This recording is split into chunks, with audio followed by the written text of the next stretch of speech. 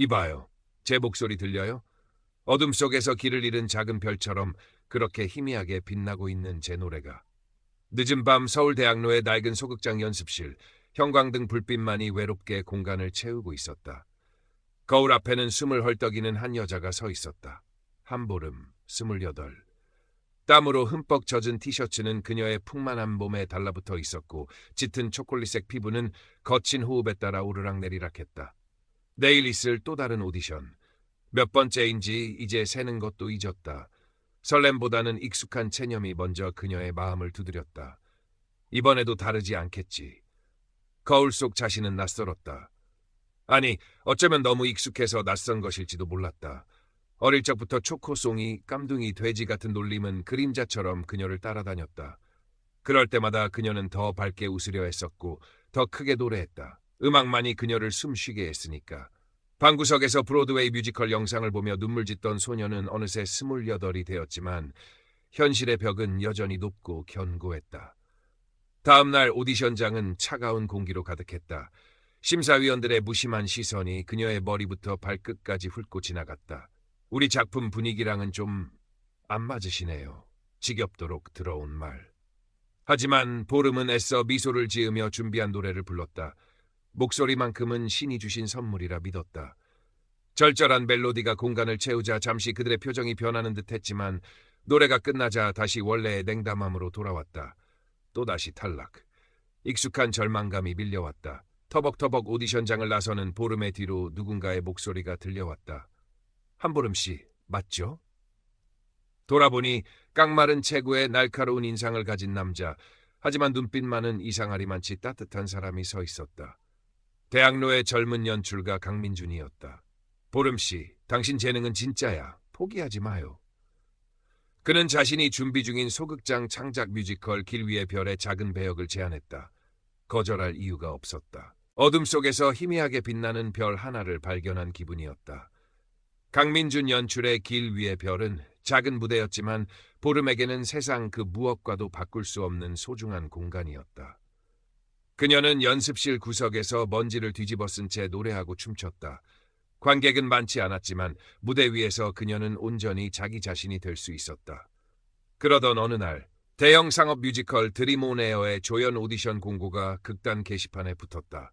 엄청난 제작비, 화려한 캐스팅, 꿈의 무대. 하지만 보름은 고개를 저었다. 나 같은 사람이 설 자리가 아니야. 강민주는 그런 보름의 마음을 읽은 듯 조용히 다가와 말했다. 보름 씨, 당신 목소리에는 영혼이 있어. 그 어떤 편견도 당신의 재능을 가릴 순 없어. 한번 부딪혀봐요. 그의 말에는 이상한 힘이 있었다. 믿져야 본전이라는 생각. 아니 어쩌면 아주 작은 희망 한 조각을 붙잡고 싶은 마음이었을까. 보름은 떨리는 마음으로 오디션 지원서를 작성했다. 오디션 당일 방송국 공개홀은 젊음과 경쟁의 열기로 뜨거웠다. 눈부시게 아름다운 외모, 모델처럼 늘씬한 몸매를 가진 지원자들이 가득했다. 그 중에서도 유독 눈에 띄는 사람이 있었다.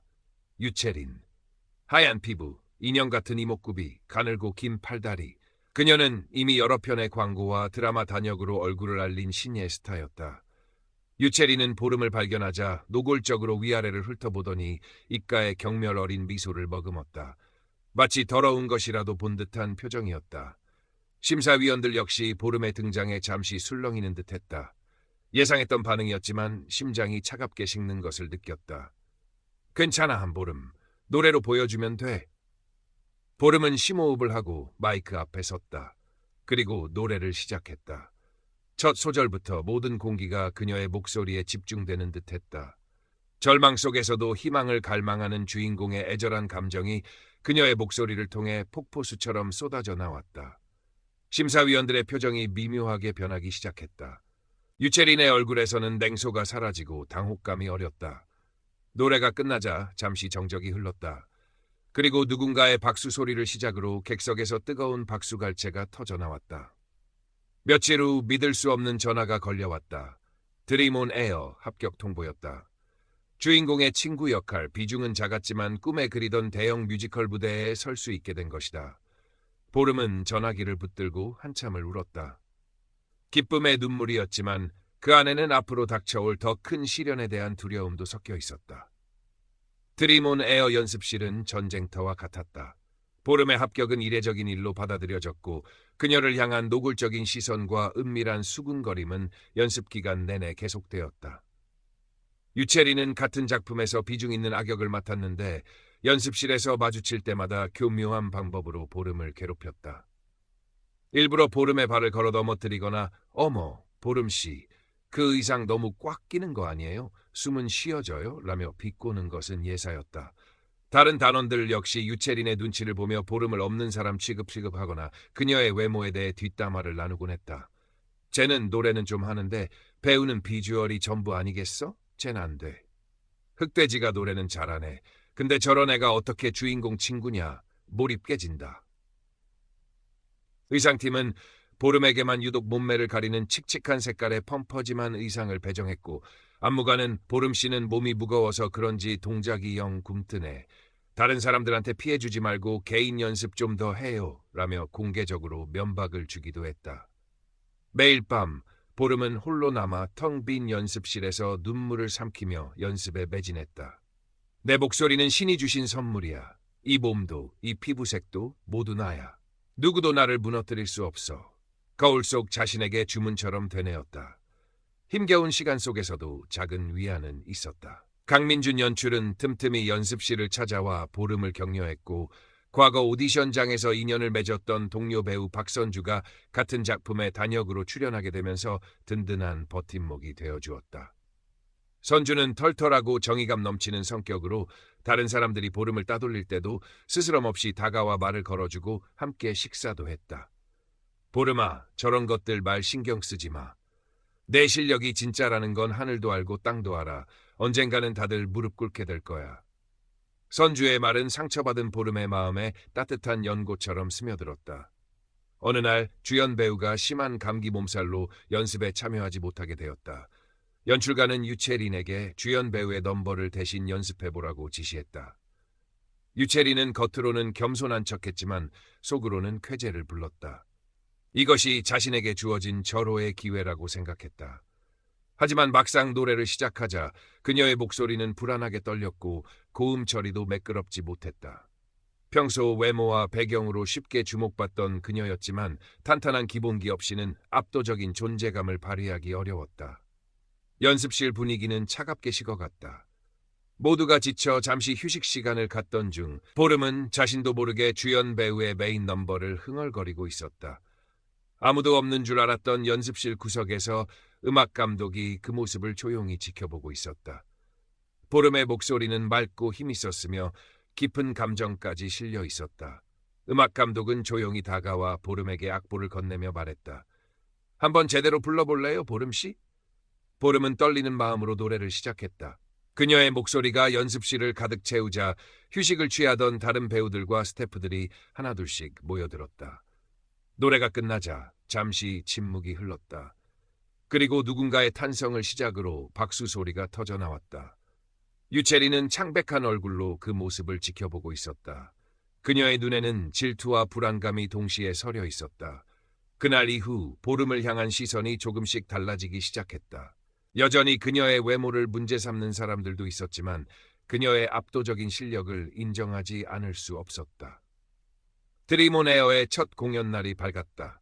하지만 아침부터 불길한 소식이 들려왔다.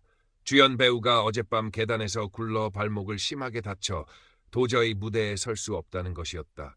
공연을 불과 몇 시간 앞두고 벌어진 최악의 사태였다. 제작사 사무실은 발칵 뒤집혔다. 당장 공연을 취소해야 할 판이었다. 유채린이 강력하게 자신이 대타로 나서겠다고 주장했지만 연출가와 음악감독은 고개를 저었다. 그녀의 실력으로는 아직 불안정하다는 판단이었다. 모두가 절망적인 분위기에 휩싸여 있을 때 음악감독이 조심스럽게 입을 열었다. 한보름 씨가 있습니다. 그녀라면 해낼 수 있을지도 모릅니다. 그 말에 모두의 시선이 보름에게 쏠렸다. 유채리는 믿을 수 없다는 듯 소리쳤다. 말도 안 돼요. 저런 애가 어떻게? 하지만 제작사 대표는 지푸라기라도 잡는 심정으로 보름을 불렀다. 한보름 씨, 할 수 있겠어요? 보름의 심장이 미친 듯이 뛰기 시작했다. 엄청난 부담감과 두려움이 온몸을 짓눌렀다. 하지만 동시에 가슴 깊은 곳에서 뜨거운 무언가가 솟아오르는 것을 느꼈다. 이것이 마지막 기회일지도 모른다. 수많은 밤을 눈물로 지새우며 간절히 바라왔던 꿈의 무대. 그녀는 떨리는 목소리로 하지만 단호하게 대답했다. 네, 해보겠습니다.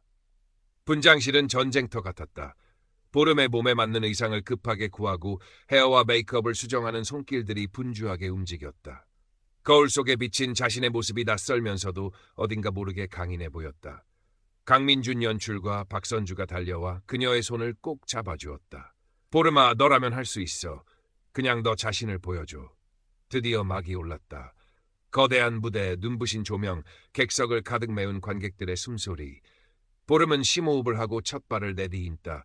그리고 첫 넘버를 시작했다. 그녀의 목소리가 극장 안에 울려 퍼지는 순간 모든 공기가 멈춘 듯했다. 슬픔과 절망, 고독과 희망, 사랑과 열정. 그녀의 노래에는 인간이 느낄 수 있는 모든 감정이 담겨 있었다. 폭발적인 가창력과 섬세한 감정 연기는 관객들을 순식간에 이야기 속으로 빠져들게 만들었다. 그녀의 풍만한 몸짓은 더 이상 둔해 보이지 않았고 그녀의 짙은 피부색은 조명 아래 건강하고 아름답게 빛났다. 공연 내내 관객들은 숨을 죽인 채 그녀의 모든 몸짓과 목소리에 집중했다.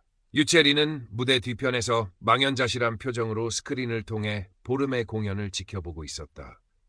그녀의 얼굴에는 질투심과 패배감 그리고 아주 작은 경외심이 뒤섞여 있었다. 함께 무대에 선 동료 배우들조차 보름의 에너지에 압도당하며 최고의 연기를 선보였다. 마지막 곡이 끝나고 무대 위로 암전이 찾아왔다.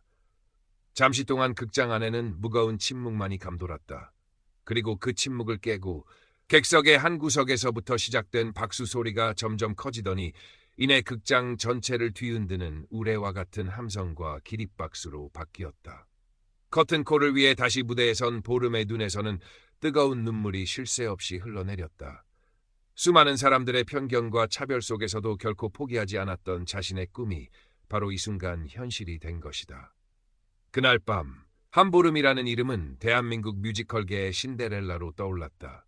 언론은 앞다투어 그녀의 기적 같은 데뷔 무대를 대서특필했고 SNS는 그녀의 공연 영상과 이야기로 뜨겁게 달아올랐다.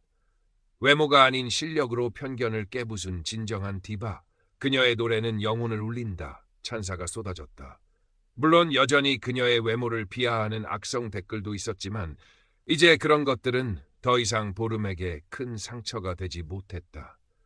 그녀는 이미 자신의 가치를 증명했고 수많은 사람들의 마음을 움직였기 때문이다. 드림 온 에어는 연일 매진 사례를 기록했고 한보름은 단숨에 대한민국 최고의 뮤지컬 스타로 발돋움했다. 국내뿐만 아니라 해외에서도 공연 제의가 쇄도했다. 그녀의 성공은 단순히 한 개인의 성공을 넘어 한국 사회의 뿌리 깊은 외모 지상주의와 획일화된 미의 기준에 대한 날카로운 질문을 던졌다. 진정한 아름다움이란 무엇인가? 재능과 열정은 외모라는 벽을 넘어설 수 없는가? 사람들은 그녀의 이야기를 통해 이러한 문제들을 다시 한번 생각하게 되었다. 몇 년 후 한보름은 브로드웨이 무대에도 성공적으로 진출하여 세계적인 뮤지컬 배우로 인정받고 있었다. 그녀는 바쁜 활동 중에도 자신의 이름을 딴 보름빛 재단을 설립했다. 외모나 가정 환경 때문에 꿈을 펼치기 어려운 소외계층의 젊은 예술가들을 지원하기 위해서였다. 그녀는 종종 재단을 통해 후원하는 학생들을 만나 자신의 경험을 이야기하며 용기를 북돋아 주었다. 어느 날 보름은 한 TV 토크쇼에 출연했다. 진행자가 그녀에게 물었다. 보름 씨에게 아름다움이란 무엇인가요?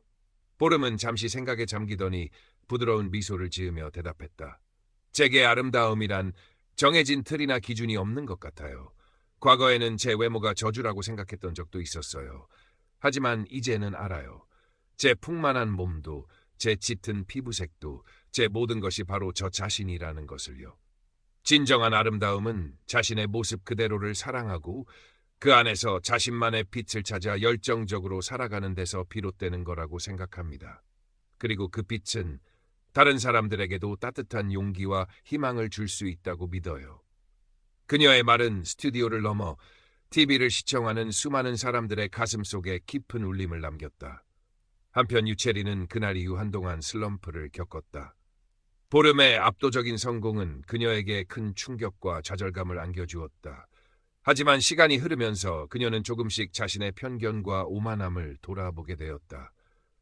외모가 전부가 아니라는 사실을, 진정한 실력과 노력 없이는 결코 정상에 설 수 없다는 것을 뼈저리게 깨달은 것이다. 그녀는 모든 것을 내려놓고 작은 극단에서부터 다시 연기를 배우기 시작했다. 언젠가 보름과 같은 무대에 섰을 때 부끄럽지 않은 배우가 되기 위해서였다. 가끔씩 그녀는 보름의 공연 포스터를 보며 알 수 없는 미소를 짓곤 했다. 대학로의 작은 연습실, 늦은 밤까지 꺼지지 않는 불빛 아래에서 또 다른 한보름들이 땀 흘리며 꿈을 키우고 있었다. 세상의 편견은 여전히 존재했지만 이제 그들의 마음속에는 한 줄기 밝은 희망이 빛나고 있었다. 한보름이라는 별이 그 길을 먼저 비춰주었으니까. 그리고 보름은 여전히 그들 곁에서 더 많은 별들이 빛날 수 있도록 자신의 노래를 멈추지 않을 것이었다. 그녀의 무대는 계속될 것이고 그녀가 만들어갈 세상은 분명 오늘보다 조금 더 아름다워질 것이었다.